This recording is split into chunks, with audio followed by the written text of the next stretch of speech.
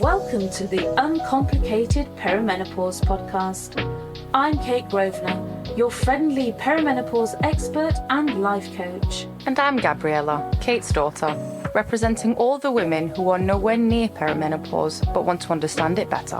Whether you're just starting your perimenopause journey, deep into it, or you're a loved one trying to support someone who is, we've got you covered. We'll be answering all of your burning questions, exploring the ups and downs, and sharing expert advice and personal insights. So grab a cup of tea, get comfy, and let's dive into the wonderful, sometimes wild, world of perimenopause together. And remember, no matter where you are on your journey, you are not alone. Welcome to the Uncomplicated Perimenopause. Hello, my darlings, and welcome to episode 7 of the Uncomplicated Perimenopause Podcast. I'm Kate Grosvenor. I'm a perimenopause expert and life coach. And I'm Gabriella Grosvenor, Kate's daughter, here to learn with you all. So, as always, my lovelies, I have no clue what today's episode is going to be about because you, the listeners, get to send in your questions and Gabby gets to surprise me with the questions. So, Gabriella, what are we talking about today, my darling? This question's from Monica. Hello, Monica. Monica has watched your TikToks and you... Oh, cool. Thank you. And you've mentioned some weird symptoms. Oh, yes. She's wondering, out of curiosity, what are the weirdest symptoms you've ever heard of? Oh, funsies. Shits and giggles today. What are the weirdest ones ever? I think so, yeah. How many would you like? Well, you've written 117 in your symptoms checklist, so what's the weirder ones from there? What's the weirdest ones? Oh, this is going to be fun. Right. I'm going to enjoy this one. Okay. I did like that question when she sent it. Yeah. That's fun. Thanks, Monica. Right. Weird symptoms. The weirdest ones. So some weird ones are like shits and giggles funny. Okay. Like funsies. And some are weird, quite scary. Mm-hmm. So I'm going to mix them up. Okay. I'll start with a fun one. Yeah. Okay. So weird symptom number 1, phantom smells.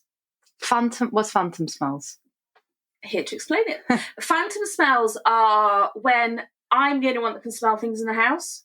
I did a TikTok on this literally a couple of weeks ago. I can go around going, can anyone smell that? Can anyone smell? And it can be things like toasted marshmallows. Or the other day, I swear I could smell lemon. No one else could smell it. And I was going around going, I was going to say, not to gaslight you, but are these smells real or are you just smelling them? No, you're not gaslighting me. That's phantom smells. Okay. So I can smell things that no one else can smell. But they are real. But they're real to me. Okay. They're not real to anybody else. Okay. They're a figment of my imagination. Okay. My imagination. Da-da-da. So, for example, I had one client that used to smell gasoline all the time, bless her heart. I had one client that panicked in like late afternoon once saying, I can smell burnt toast. Am I having a stroke? Because that's a symptom of having a stroke. And I said, can you smell anything else? And she said, yes, I can also smell something like chocolate something. I said, then probably not. Symptom of thing. It's probably the phantom. So 1 second. She messaged you? Yes. Not the people in the house. Or the people, medical professionals. No. Because I might be having a heart attack. No, because people message me first because they're like, is this, because I'm the go-to expert. Yeah. So they go, is this a symptom? Because she is my life coaching client. So to put this into perspective, she's a one-to-one VIP life coaching client. So they have access to me. Okay. So she thought she would just double check before she bothered the medical professionals and called an ambulance. Yeah. Okay. So that was fine. So completely normal. Very weird, but it is quite entertaining, that one. Yeah. Because you can smell weird stuff. And sometimes I'm like, okay, I have to kind of second guess myself, as in, what is the likelihood that this is actually a smell that could be in our house? Yeah. So, to put this into perspective, we have 6 cats. Yeah. Don't ask. On the whole, we have lovely, lovely, lovely cats, don't we? Really lovely cats. And we have 3 horses. So some of the smells are slightly country smells that you would kind of expect. And 3 children as well. And 3 children and lots of garden smells. So we have big, big gardens. So those kind of smells are very predictable. Yeah. Lots of cooking happens in our house. We cook a lot of food. Lots of people are always cooking different foods. So those kind of smells. But then there's some others you think, Could this possibly be a smell that would be happening in our house? Very few boys in our house. Yeah. So my partner, so if it's a boy type of a smell, it's not likely to be emanating from the house. No. Mm-hmm. So if you're smelling things and no one else can smell it, you're not going mad, and they're not trying to gaslight you. They're not trying to be mean. It feels like your body's trying to gaslight yourself in that. Yeah, but that's very normal. So phantom smells. It's just a bit of fun. That one's a bit of banter. It's harmless. Just laugh it off. Mm-hmm. Mm-hmm. What isn't harmless and is not a nice one is the next one. Oh, so we're doing one of each. We're gonna. Well, I'll try and mix it up a little bit. You're so crazy, right? DJ Kate, no. So one that's not fun is the next one, and that's when you forget how to swallow. Yes, you made a TikTok on that one. I made a TikTok on it. It kind of did like something stupid. I think in the first week it did something like 700,000 views. Yeah. And this is because nobody talks about it, because nobody made the connection. But then it was one of those things where I'd made the connection for myself, and then I talked to a few women in my group about it, in the perimenopause group. And I said, this is something I've noticed. Mm-hmm. Have you noticed it as well? And they went, oh my God, yes, I thought it was just me. And then I asked my wider audience, and then I was like, listen, a load of women are thinking about this. I think I've made the connection, and then it went out. And I was the only one, as far as I know, that has made the connection in perimenopause. Yeah. But it's very, very, very scary. Mm-hmm. So if this has happened to you, please don't be scared. But it is a really weird one. So this is when you forget to swallow, or you think you've forgotten how to swallow and you panic. Yeah. There's different aspects to it. It's kind of globus, because what happens is that you get a lump in your throat that's not actually a lump. It's kind of psychosomatic. So you feel like you've got a lump in your throat, or you feel like you've forgotten how to swallow. Okay. When we're in perimenopause, and our estrogen, obviously, as we talk about in every single episode, our estrogen fluctuates up and down as we go through perimenopause. What can happen is we can get several things can happen in our mouth at once. We dramatically reduce the saliva in our mouth during perimenopause, which can lead to dry mouth, which can lead to burning mouth, which is incredibly uncomfortable. But it can also lead to a change in the structure of our mouth.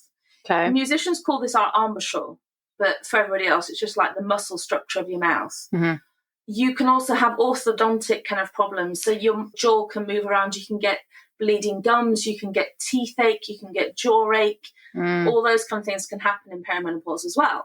So you get reduced saliva. You can have changes in the structure of your mouth. You can get changes in the muscles in your mouth, and you can get this kind of lump in your throat.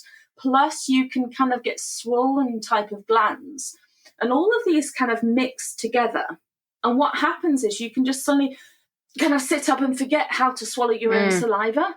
Is there anything you can do to prevent or to help this? Like, is it staying more hydrated? Yeah, so absolutely. So being hydrated really helps, because you're going to make sure you've got that natural saliva. Yeah. Remembering that you know how to swallow. And I know that sounds... Yeah, cheers, Kate. That's why you get paid the big bucks. But just reminding yourself it's okay. So just remembering that I've had this conversation with you. Yeah. Like, literally, Kate told me that. So saying to yourself, like, since I put 2 and 2 together, I've not panicked. Because me too. Yeah. Like, I used to panic. Like, genuinely, I used to panic as well. Yeah. Because I was like, oh my God. And then you remember how to swallow and you feel okay. But when you can't swallow, you think you're going to suffocate. Do you get that with food as well, swallowing food? Yeah, so some women... So since I've talked about this, I mean, we had thousands of comments on that TikTok. And a lot of women have said, I've struggled to take tablets. I've struggled to swallow my food. I've struggled to drink water. And then the whole kind of gasping for air, for... And so it's really scary. But it's a really weird symptom. And as I said, I think, as far as I'm aware, I'm the only woman that's put, or the only perimenopause expert that I know of, that's put 2 and 2 together on that one. And it was simple, I'm going to say field research, in that I found that I was struggling, I was panicking. So I asked other people, and they asked other people. And then we kind of did the research on it and asked the wider questions. So, yes. I feel like a lot of the perimenopause symptoms are field research. So many of them are. And it's because I'm surrounded by perimenopausal women. all day, every day. Yeah. So not in your home. No. But yeah, so that's a really scary one. Other weird ones. Formication. What? Formication. People say, every time I say formication, people go, because fornication means there's another word for sex. So every time I say fornication, people go, oh, and I go, no, formication. What does that mean, Kate? It means the sensation of ants crawling over your skin, Gabby. What? Spiders, ants, like, it's the feeling. It's the feeling of it. It's not the actual thing. It's like that's another gaslighting one. Yeah. What? But it's the sensation of it happening. It's not the actual thing. So this doesn't make it better. You still are going around going, stop it, get off. It's just the feeling of your skin crawling. That's horrible. That's not a funny one. Oh, okay, sorry. I don't have a fear of ants or spiders. In general, though, it's a very It's just like it's just like your skin. It's a feeling of your skin crawling, like this. It's like in a hallucinogenic, yeah, feeling of your skin crawling. Don't like that one. So okay, let's move along. Hello, never had look into my eyes, look into my eyes, and be back in the room. Let's pretend I never said that one. Other weird symptoms. I think itchy ears is weird, and I'll tell you why itchy ears is weird. First of all, it's one that so many women have. But I think the weird thing about itchy ears is that it gaslights you because it can just be one. What is this gaslighting? No. Yeah, but no, listen to this one, because it can just be one, but they can switch. And this is why I find it, like, weird. So itchy ears is really common. Yeah. Like, I'd go 70-80% of perimenopausal women have itchy ears. Right? And you want to give it a good, it's like, you know, when you watch dogs or cats and they're going like, that's what you want to do. Like, if it was socially, I promise you, if it was socially acceptable to be in a meeting and get your leg and kind of, I mean, if you could do that, that'd actually be kind of cool. Anyway, I'd be impressed in a meeting seeing that. You don't a lot, and don't go there, but you don't a lot of money if you could get your back leg. And anyway, you'd have okay. You'd be really bendy. Life would be fun. It would open up a whole new meaning of yoga. Literally. But you'd love to just like scratch your ear when it itches. And then temptation is to get a Q-tip or like a cotton wool bud and like really like, oh, that would be so satisfying. But don't do it because you'll make it worse. What happens in perimenopause is, this is going to sound really a little bit grim. So anything that's moist, like ears, vagina, eyes, underarm, anything that's moist, damp, kind of membrane-y, mouth, anything that has liquid lubrication naturally, in perimenopause will dry out. Oh, okay. Because I was just thinking, and that's bad. Yeah, it is. Like the moistness, and now you've said it goes away. I'm like, Do you know what I mean? You don't want it to dry out because it's lubricated for a reason. Yeah. Like your eyes need lubrication, your mouth needs lubrication, and other things. I don't want to have a conversation with my doctor about. Well, I don't mind. I feel like we're past this now. Well, true. There are after these episodes and what we've talked about, I think we're on a level, you and I now. Yeah, true. I mean, I've known you basically my whole life. Well, no, actually. I know. Yeah. You're like a mother to me. It's almost as if, I know. Weird. So everything that's moist, damp, has lubrication, dries out. Okay? So anything membrane, and it's because your estrogen levels drop, and your estrogen is responsible for producing this lubrication. You have estrogen receptor cells all over your body. So your ears, they have a membrane in them, and that is produced by estrogen. So you get this kind of flakiness, this dryness, this itchiness from the lack of estrogen. So you want to fiddle with it, and the more you fiddle with it, the worse it's going to get. So really can you use a Q-tip for it? I really, really wouldn't. Yeah. Because the thing is, if you're going to start fiddling with it, what you're going to do is irritate it. Yeah. So you're going to make it worse because you're taking off any natural lubricant that it actually has, and therefore, as you can imagine, it's going to get worse. The best thing actually is to put a little bit of olive oil on a cotton pad, not a cotton bud. Okay. And tiny, tiny little amount. Olive oil is a very, very natural ingredient. That's a good tip. It's one of the healthiest things for your body. you know, you don't have to go to Waitrose and buy their very, very expensive ones, but the more natural, the better. Mm-hmm. Tiny little bit of olive oil, like a tiny, tiny bit, and just swab it around your ear just to give it that little bit of natural as much as you can do. Yeah. And then leave it alone. Okay. If you possibly can. And I'm not talking about, like, don't glug it in there. Yeah. But a small amount is fine. So, yeah, so as little as you can mess with it, the better. But the reason why I find it entertaining is because it doesn't have to be both ears, it can be one ear. And then the ear that's affected can switch. So you'll feel like you're like drowning in olive oil in both ears. Or just losing the plot in general, yeah. So that just is, you know, bants. I don't know, this is very, very random, but there's a Friends reference that just came to mind that I don't know. You know, when Chandler said to Joey, you're supposed to remove the Q-tip when you feel resistance. That's just all I thought about. I feel like, I don't know, the whole time you said Q-tip and putting in, and I'm like, you're supposed to remove the Q-tip when you feel resistance. Well, the doctors will always tell you shouldn't put anything in your ear that's smaller than your elbow.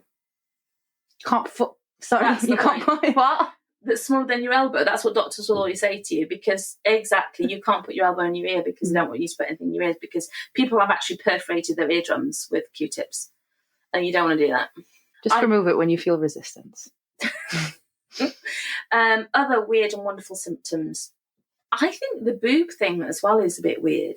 You can have one boob that gets really, really sore and the other one becomes normal as well. I just think odd things in general. So you can have one boob that gets bigger than the other. So you can end up with uneven boobs. Okay. So I just find the unevenness of perimenopause symptoms to be a little bit odd.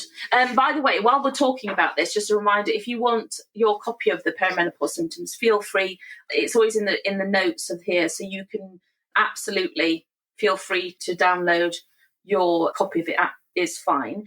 There's one I don't particularly like, but I want to talk about it because it is a weird one, in that you may have never had anxiety before, and you may suddenly get very strange anxiety in perimenopause, in that it can be specific to certain situations.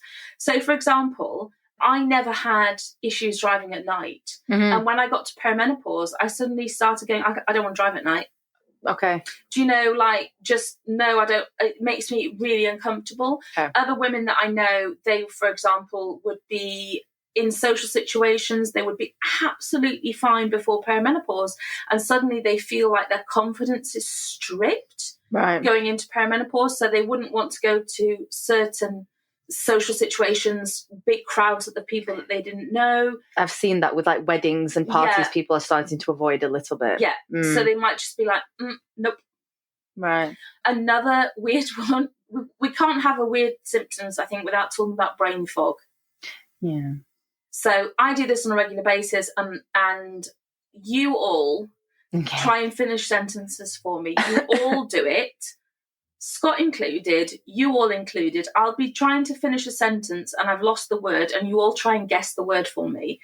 It's the most frustrating, I'm not going to lie, the most frustrating thing on the planet. I'm trying to say something and you all start trying to play charades with me, and you're all trying to guess it, and it makes it worse. So I'll be walking through and I'll say, has anybody seen my, and you're like, glasses, keys, fridge, dog, cat, handbag. And I'm like, telephone. And there's words that you know absolutely, and you just can't figure out what it is. So you'll be like, what do you call the big thing of grass outside? There's one grass, lots of grass, lawn, for example, and you know that it's grass, and you know that many grass. But so you can describe it. So you can describe it, but you can't figure out what the collective of lots of grass is. Yeah. Like the other day, I was trying to explain to somebody what a parking garage is. Okay. So the place where you park lots of cars. Yeah. But I couldn't remember what that concept was. Just a car park. Yeah, but it wasn't a car park because it wasn't flat. So I'm like, it's not the one that's flat that you drive into. Okay. It's the one where there's lots of levels. Oh, I didn't know there was a difference. Well, yeah, try and explain it to somebody when you've forgotten the word for garage. Yeah. You know, and so that one is really weird as well. You know, when you really just like... And brain fog is fairly normal as well. Yeah, but if you looked at the scan of a woman's brain during perimenopause, it saddens me. Okay. I'm not, as somebody who is like a neuroscience geek, I didn't say the other word, you pleased to know. We have this thing because Gabby's bilingual, and there's a word in Arabic that is a very rude word, and it's a word that I use a lot in English, but every time I say it, she gets really upset with me. I won't say it. It's the F word. In Arabic. But in English, it's really normal. No, but you go around saying, I'm a this, and I'm like, no, you're not an F word. You're not. Stop saying that. So I haven't used it. So if you look at the brain scan of somebody in perimenopause versus how their brain looked before perimenopause, it actually saddens me because the activity in the brain is so much less. Okay. Much less of our brain is lit up. So you can see how much less of the brain is being active. And it shows you how much we're swimming through treacle in our brains, trying to find words, it's literally like our brain is just going, help, help.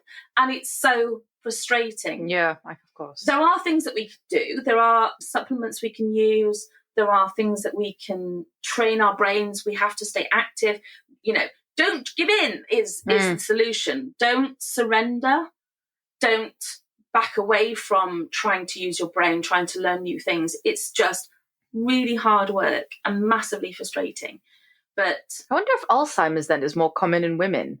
I don't know the answer to that question. Yeah, because if your brain is already struggling to find words and remember certain things, might be. Don't know. Well, that's scary. I'm sorry. I just put that connection to that might be a thing. Yeah.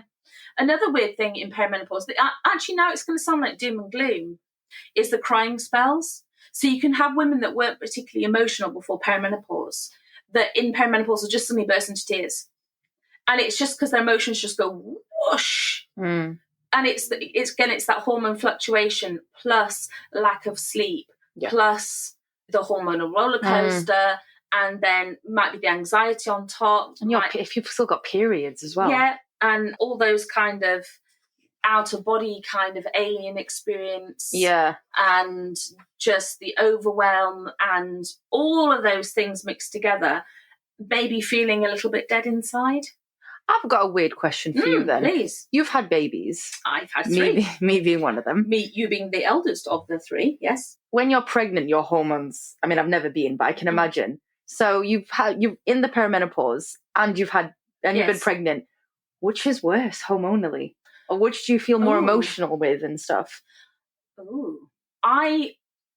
Again, denying all knowledge, and if either of my ex-husbands ever watch this podcast, I will gaslight them back and say it wasn't true. I was worse in pregnancy. I had horrible, horrible, horrible pregnancies. I had preeclampsia 3 times. Quite honestly, a bit of a mess. I struggled with pregnancy. I think I was very distressed in pregnancy. Okay. I wasn't in a very good place in my life. Okay, so yeah. Which didn't help. I'm a much calmer human now.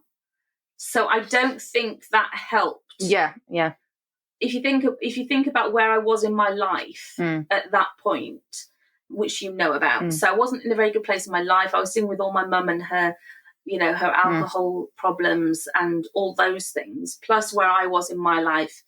And then add to that the pregnancy hormones and the stress of the preeclampsia and being 30 years younger. It's not really the best field research then with you. No, I don't think I'm the best. I mean, feel free if you... I'm curious. Feel free to let us know what you think. But I don't think I was in a particularly good place personally. Yeah. So I'm probably not the ideal candidate. But so... Let us know. Let me know. I'm curious. Yeah, Gabs is curious. Let her know which one. But yeah, I think the crying spells is a weird one because it captures... I'm a very emotional human. Like, I'm the one that cries at Britain's Got Talent. Yeah, you've passed that on to me now. Yeah, so I cry like at toilet paper adverts when the dog's so cute. Comes along and it gives you a toy. It's like, oh my God, it's so sweet. Like, I cry at the Christmas advert. That tissue advert. You used to bawl all the time. Listen, like I'm like tearing up thinking about it, right? I am the type of person that will cry if it's a sad advert, the Christmas adverts, like chocolate box adverts. Like, I am the target market because I am emotional. It's lovely though. You feel everything. But I'm an empath. That's what I do. Yeah. You know, I'm a life coach. I'm there with you on the journey. Like, you're in the right career. I'm in the completely the right career. So I am there with you on your journey. I'm cheering for you. I'm feeling the feels.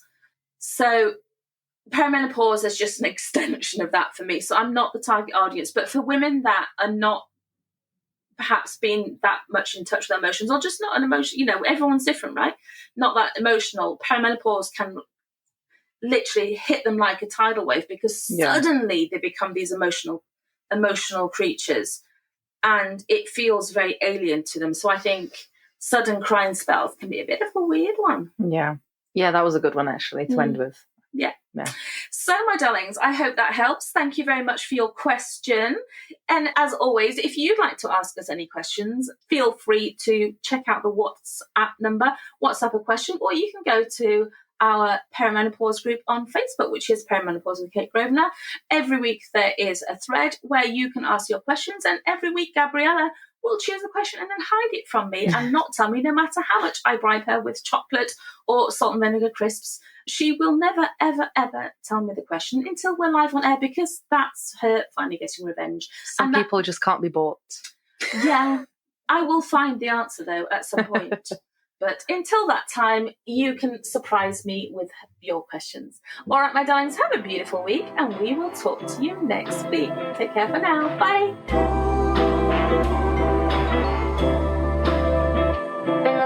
Thanks for joining us today on the Uncomplicated Perimenopause Podcast. We hope you found this episode helpful and inspiring. Don't forget, if you have any questions or topics you'd like us to cover, you can reach out through our perimenopause group or on WhatsApp. For more information on my coaching, perimenopause supplements, books, or upcoming events, please visit www.kategrosvenor.com. And if you've enjoyed today's episode, please subscribe, rate, and review our podcast.